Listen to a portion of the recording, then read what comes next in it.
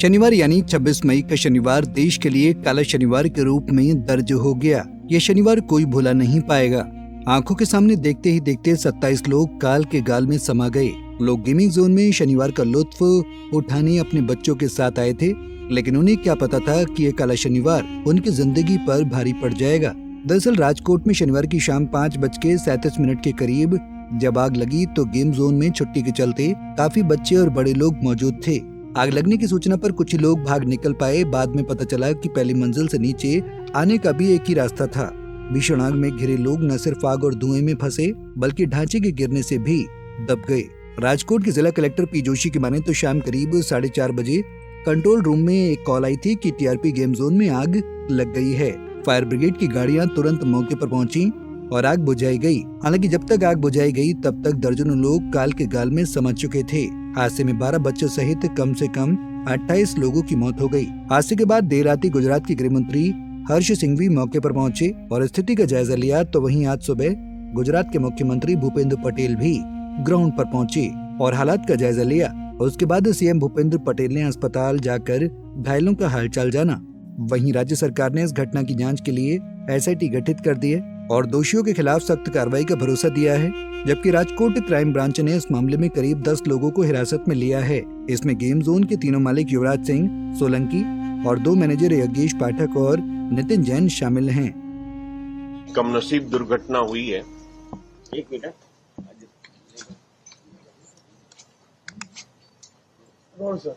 ये बहुत कमनसीब और बहुत दुखद घटना हुई है।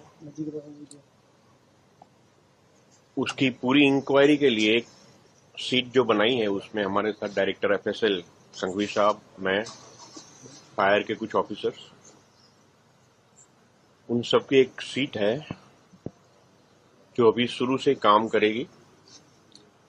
किस डिपार्टमेंट में क्या क्या किया गया है उसकी पूरी तहकीकात होगी और क्या कौन जिम्मेदार है, क्या गलतियां हुई है, फ्यूचर में ऐसा बनाव नहीं बने उसके लिए क्या करना चाहिए, ये सारी चीजों को हम पूरी तह तक जाके उसकी पूरी तहकीकात करेंगे। वहीं इस भीषण घटना को लेकर कई चौंकाने वाले खुलासे हो रहे हैं जो सुरक्षा को लेकर गंभीर सवाल खड़े करते हैं। जो जानकारियां सामने आ रही हैं कि उससे तो यही लगता है कि इस गेमिंग जोन के मालिकों ने सारे नियम कानूनों को ताक पर रखा हुआ था। शुरुआती जांच में पता चला है कि इस गेमिंग जोन के पास किसी भी प्रकार का लाइसेंस नहीं था। फायर सेफ्टी के लिए किसी भी प्रकार की एनओसी लिए बिना ही गेम जोन चल रहा था। ये भी पता चला है कि इस गेमिंग जोन में करीब 1000 से 1500 लीटर पेट्रोल, 1500 से 2000 लीटर डीजल रखा गया था जो जनरेटर में इस्तेमाल होना था, जबकि पेट्रोल गोकार्ट के लिए रखा गया था। वहाँ गेम जोन की शेड में वेल्डिंग का काम भी चल रहा था। शुरुआती जांच में पता चला है कि इस वेल्डिंग से निकली चिंगारी के कारण ही आग लगी और इतनी बड़ी मात्रा में मौजूद पेट्रोल डीजल ने इसे इतना भड़का दिया। हालांकि ये पहली बार नहीं है जब गुजरात में ऐसा हादसा देखने को मिला हो। गुजरात में हादसों की लंबी फहरिस्त है।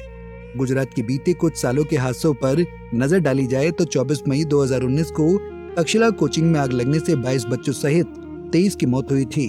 तो वहीं 30 अक्टूबर 2022 को गुजरात के मोरबी नामक शहर के मच्छू नदी में बना पुल टूटने से 55 बच्चों सहित 141 लोगों की मौत हुई थी।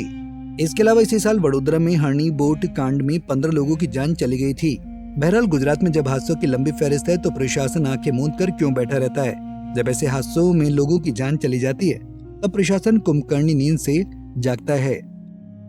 Bureau report, Punjab Kesari TV.